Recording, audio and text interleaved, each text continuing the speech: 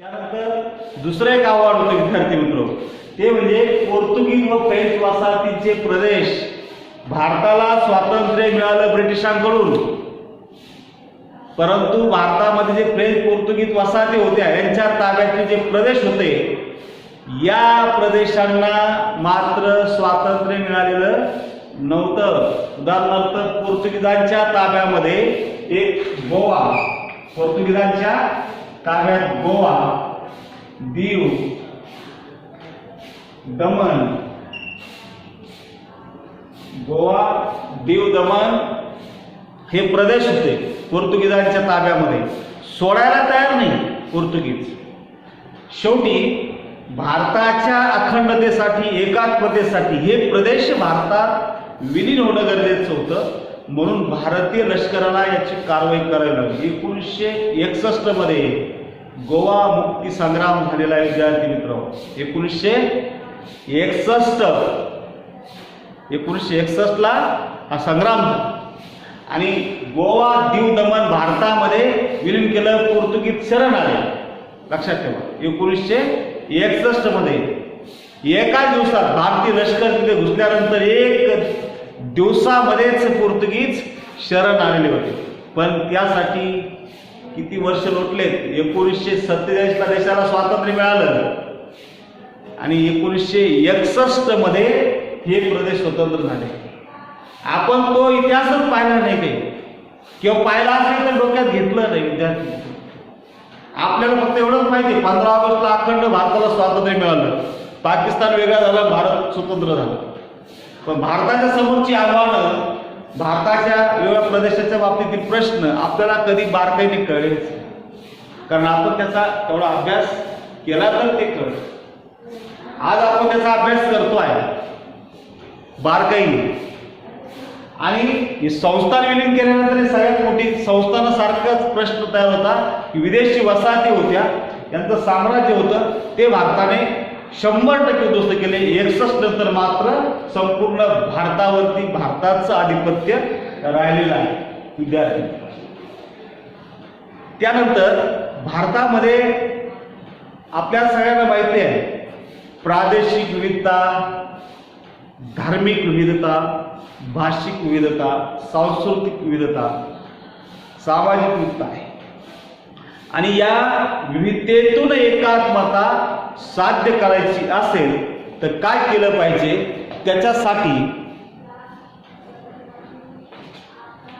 त्याच्यासाठी या विविधतेतून एकात्मता साध्य करायची असेल तर त्याच्यासाठी काही ठोस गोष्टी करणं गरजेचं होतं. कारण ही एक समस्या तयार झाली, या विविधतेतून एकात्मता साध्य कशी करायची आहे, तो प्रश्न आपल्या घटनाकारांनी सोडवला. लक्षात ठेवा, तो प्रश्न आपल्या घटनाकारांनी सोडवला. भारतीय संविधानामध्ये तरतुदी करू. आता संविधानात काय काय तरतुदी केल्या आपण मागे अगदी 8वी 7वी 8वी पासून पाहत आलेलो आहोत. वेगवेगळ्या प्रकारचे हक्क दिले, कर्तव्य दिली, संघराज्याच्या तरतुदी केलेल्या आहेत, घटक राज्यांच्यासाठी वेगळ्या तरतुदी केलेल्या आहेत, भारताच्या सांस्कृतिक जोपासनेसाठी तरतुदी केलेल्या आहेत. हे पहा, देशाला स्वातंत्र्य मिळाल्यानंतर आपण घटनेनुसार संघराज्य पद्धत, लोकशाही गणराज्य, संसदीय शासन पद्धतीचा स्वीकार केला. याची नोंद सगळ्यांनी घ्या. आज जी व्यवस्था दिसते ही सगळी आता मी सांगितली त्या वाक्यामध्ये, त्या शब्दामध्ये सगळी सामावलेली आहे. आणि भारतातील विविधतेतून एकात्मता साध्य करायची असेल तर तरतूद आवश्यक आहे. भारतामध्ये अनेक धर्माचे लोक आहेत, म्हणून भारत निर्माण करताना धार्मिक तरतुदी घटनेत केलेल्या आहेत. त्यामध्ये स्पष्ट केलेलं आहे की आपल्या देशाचा कोणताही एक राजधर्म नसेल, म्हणजे भारत एक धर्मनिरपेक्ष राज्य असेल अशी तरतूद केलेली आहे. सर्व धर्मियांना आपापल्या धर्माचं आचरण, त्याचा प्रचार करण्याचा अधिकार देण्यात आला. सर्व धर्म राज्यासमोर समान असतील अशी तरतूद केलेली आहे. मग अल्पसंख्याक असो बहुसंख्याक असो हा भागच राहिलेला आहे. याउलट पाकिस्तान आहे. पाकिस्तान हे इस्लामिक देश आहे. पाकिस्तानमध्ये जर तुम्ही पाहिलं तर तिथे महत्व फक्त एका धर्माला दिलं जातं, बाकीचे धर्म गुण आहे. पण भारतामध्ये मात्र तसं नाही. सर्व धर्म भारताच्या संविधानाच्या समोर कशा आहे, समान आहे. आणि म्हणून तर भारतामध्ये धार्मिक रीतीतून एकात्मता आहे. देशावर संकट आले की सर्व धर्मीय लोक एकत्र येतात. हे पहा, राष्ट्रीय एकात्मतेला ही भारतीय विविधता अडथळा नाहीये, पोषक आहे असं पण म्हटलं जातं. आपली ताकद आहे, ताकद. विविधतेतून एकात्मता ही भारताच्या एकात्मतेची, राष्ट्रीय एकात्मतेची ताकद आहे असंही म्हटलं जातं. ही धार्मिक बाब झाली. जातीय, भारतामध्ये जातीय समस्या तुम्हाला माहिती आहे, हजारो जाती आहेत. जाती पोटजाती, एवढ्या जाती पोटजाती जगातील कोणत्याही देशात नाही. एवढ्या जाती पोटजाती आहेत. आपल्याकडं तुम्ही जर विचार करा, प्रत्येक जाती त्याची थोडीशी संस्कृती अलग अलग आहे. या सगळ्या गोष्टी दिसतात आणि यातून एकात्मता साध्य करायची तर अडथळा नाही. का नाही तर त्याचं कारण पुढे सांगतो. घटनेत तरतूद केलेली आहे जातीच्या संदर्भात सुद्धा. मागासलेल्या जातींना विशेष सवलती इतर वर्गाच्या बरोबर येण्यासाठी आहे. सर्व जातींचा दर्जा समान, कुणी जातीभेद करू नये, तरतुदी केलेल्या. सर्व जाती कायद्यासमोर समान, प्रत्येकाचं संरक्षण इथं घटनेनुसार केलं जाईल याचं आश्वासन हे इथं लक्षात घ्या. त्यानंतर भाषिक भिन्नता आहे भारतामध्ये. विद्यार्थी मित्र, किती भाषा आहे याची कल्पनाच नाही. भाषा, बोली भाषा, प्रत्येक प्रदेशाची आपली एक स्वतंत्र भाषा. प्रत्येक भाषा समाजानुसार बोली भाषा आहेत. महाराष्ट्रामध्ये आपण फक्त पहा, महाराष्ट्राची एक मुख्य भाषा मराठी, पण प्रत्येक महाराष्ट्रामध्ये राहणारे जे वर्ग आहेत यांच्या अनेक इतर बोली भाषा आहेत. आपण कधी पाहिल्यात का, ऐकल्यात का? खानदेशी भाषा, पाली भाषा, आपण वेगवेगळ्या भाषा पाहतो, आपल्याला माहितीच नाही. आपण बारकाईने विचार केला तर आपल्याला कळेल की इतक्या भाषा आहेत. आपल्या प्रत्येक जाती वर्ग आहेत ना, त्यांची बोली भाषा वेगळी आहे प्रत्येकाची, आणि त्याला त्या पद्धतीचं नाव आहे. म्हणजे एवढ्या भाषा, या विविधतेतून एकात्मता साध्य करणं आव्हानात असतं. ते आव्हान पहिल्यांदा घटनेत तरतूद केले की भाषाविषयक तरतुदी पण घटनेमध्ये करण्यात आलेल्या आहेत. प्रत्येक प्रदेशाची एक राजभाषा आहे, त्याला मान्यता देण्यात आलेली आहे. आणि ज्या बोली भाषा आहे, भाषा आहे, त्याची जतन करणं, त्याचा विकास करणं यासाठी शासन प्रोत्साहन देत आहे, पैसाही खर्च करत आहे. म्हणजे शासन नष्ट करत नाही. राष्ट्रीय एकात्मता तयार करण्यासाठी या बाबी नष्ट करत नाही सरकार.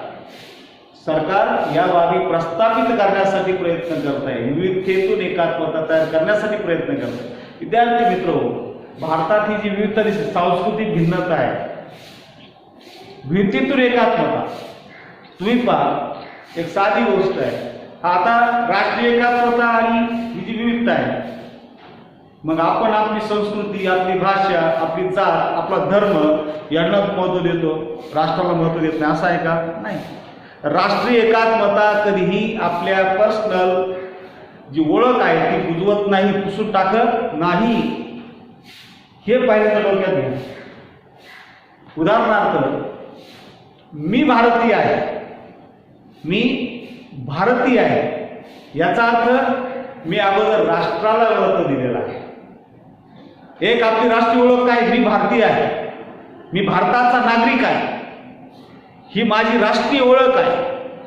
परंतु माझी जी इतर ओळख आहे ना, मी महाराष्ट्रीय नाही, मराठी भाषिक आहे,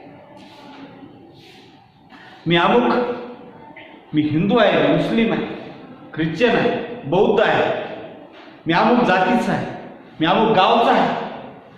ही जी ओळख आहे, ही ओळख पुसली का आपली? मी भारतीय आहे, भारतावर संकट आलं मी उभा आहे, तन मन धन. परंतु आपली जी पर्सनल ओळख आहे यातून घुसली का? नाही. हे लक्षात ठेवा. म्हणून भारताची विविधता भारताची ताकद आहे असं म्हटलं जातं. प्रथम महत्व कशाला दिलं जातं? मी मागे उदाहरण सांगितलं होतं सचिन तेंडुलकरचं, आपल्या परिचित आहे म्हणून त्यांचं सांगितलं. तसं अनेक आहे, लक्षात ठेवा. परिचित आहे, सगळ्यांना माहिती आहे, फेमस आहे का, आणि बऱ्याच जणांवरती त्यांचा प्रभाव आहे. भारतरत्न पुरस्कार त्यांना मिळालेला आहे.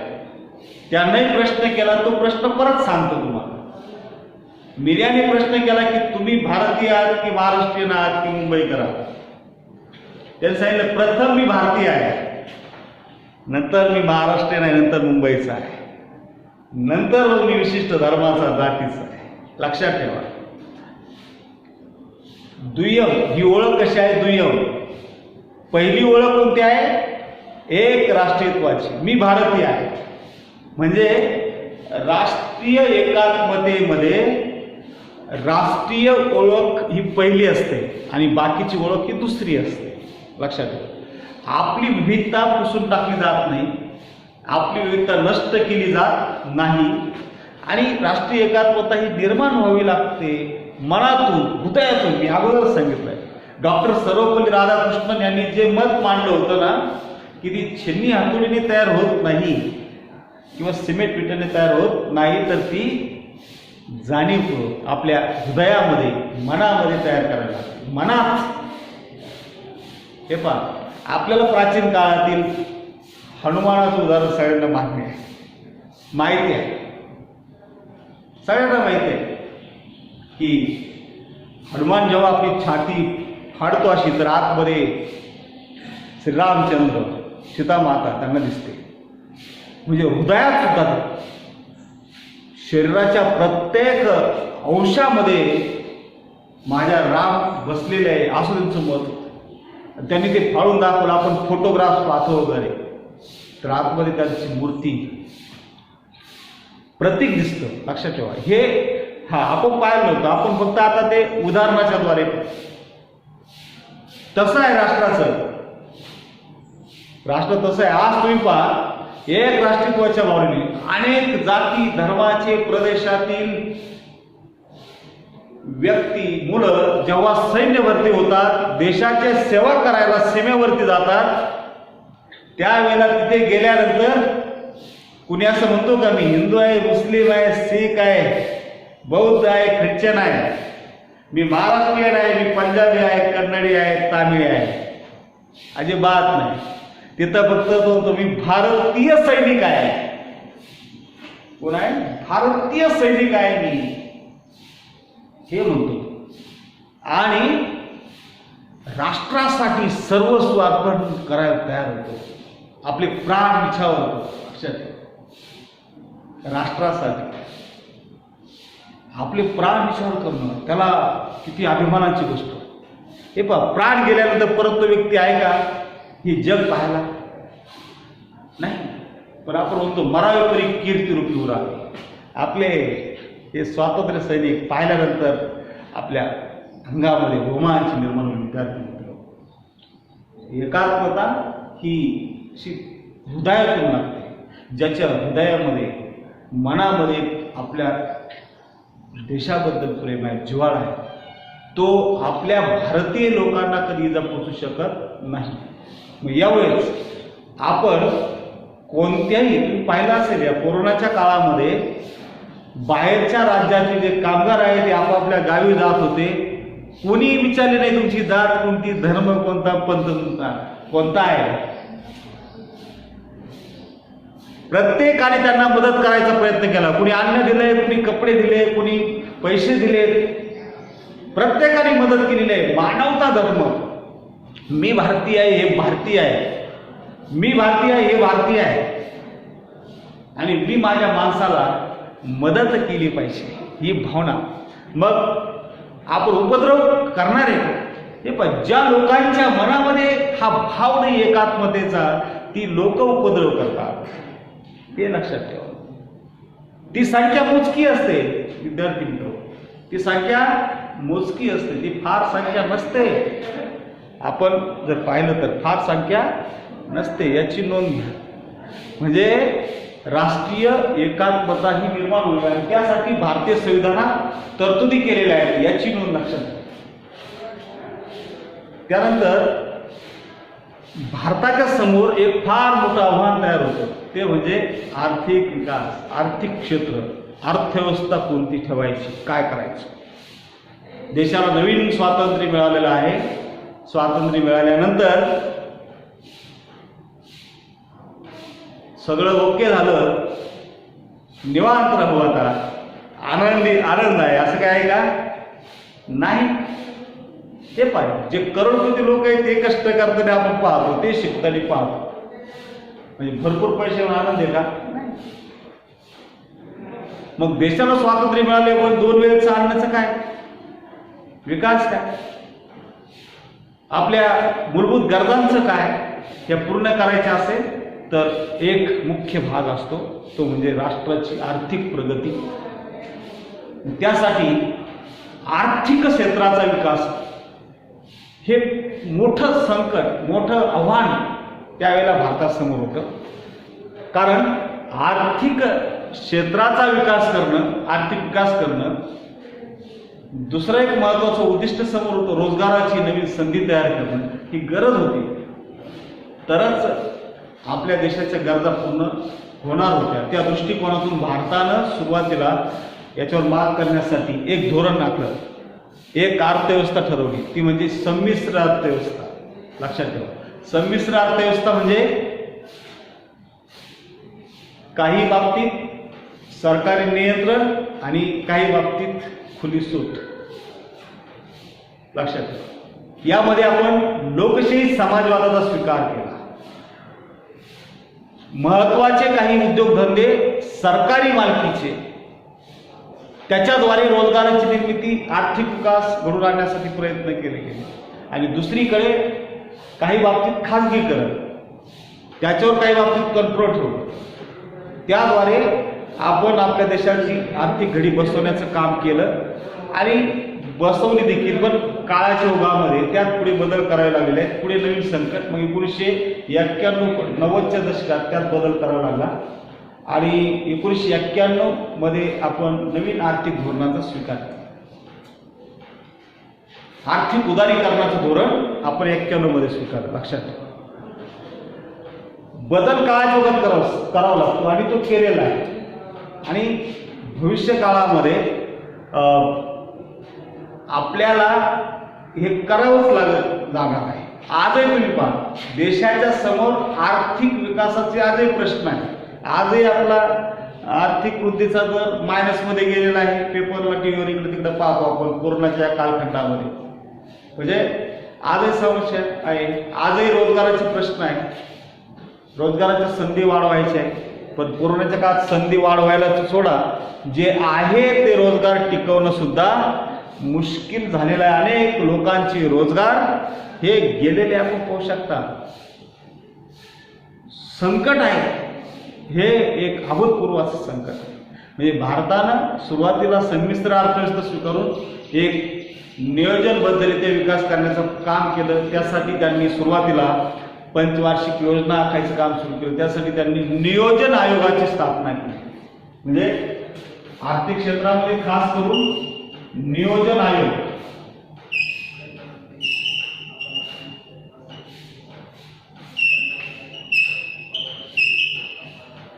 नियोजन आयोगाची स्थापना केली. त्यामार्फत पंचवार्षिक योजना आखल्या गेल्या. त्यातून पुढे भविष्य काळामध्ये दीर्घकालीन योजना आखून भारताचा आर्थिक विकास करण्याचं काम झालं गेलं. त्याच नियोजन आयोगाचं रूपांतर 1 जानेवारी 2015 मध्ये नीती आयोगामध्ये केलेलं आहे. आज नीती आयोग आपण जो पाहतो ना, तोच नियोजन आयोग. त्याचं कामच प्रमुख ते होतं की देशाच्या आर्थिक विकासाच्या दीर्घकालीन योजना आखून त्या पूर्ण केल्या आणि त्या योजना आखून त्या पूर्ण करायचं काम झालेलं आहे. आणि आपण देशाची चांगल्यापैकी अर्थव्यवस्था तयार केली. अजूनही भरपूर यात काम बाकी, ते भविष्यकाळात क्रमाक्रमाने होतच चालणार आहे. आता त्यावेळेला त्या तत्कालीन लोकांची जबाबदारी होती, सरकारची जबाबदारी होती. आजच्या सरकारची आणि आपली जबाबदारी आहे आपण त्यामध्ये वाढ करण्यासाठी प्रयत्न केला. हे भारताच्या समोर सुरुवातीच्या काळाची आव्हान. 1960च्या नंतर आणखी काही आव्हानं तयार झाली, त्याची चर्चा आपण नंतर तासात करणार आहोत. याची नोंद सगळ्यांनी लक्षात घ्या. विद्यार्थी मित्रहो, आज आपण कोणत्या गोष्टी चर्चा केलेल्या आहे? राष्ट्रीय एकात्मते समोरील आव्हान, सर्व संस्थानांचे भारतीय संघ राज्यात विलीनीकरण ही प्रमुख समस्या पाहिली. पहिली महत्त्वाची समस्या, जम्मू काश्मीर, हैदराबाद, जुनागड हे संस्थानं भारतात विलीनीकरण करण्याची माहिती आपण पाहिली. त्यानंतर पोर्तुगीज आणि फ्रेंच वसाहतीचे प्रदेश आहेत, हे प्रदेश भारतामध्ये विलीनीकरण करणं, भारतात आणणं ही एक समस्या होती, ती सोडवलेली आहे. त्यानंतर भारतीय संविधानामध्ये तरतुदी करून भारतातील विविधतेतून एकात्मता कशी साध्य करायची ही जी समस्या होती. विविधता आहे, मग प्रत्येक जणांनी आपापले सुभे मांडू नये हे प्रयत्न केले. त्यानंतर आर्थिक क्षेत्रासाठी संमिश्र अर्थव्यवस्था स्वीकारली आणि त्याद्वारे राष्ट्रीय एकात्मता तयार करण्याचे काम झालेले आहे.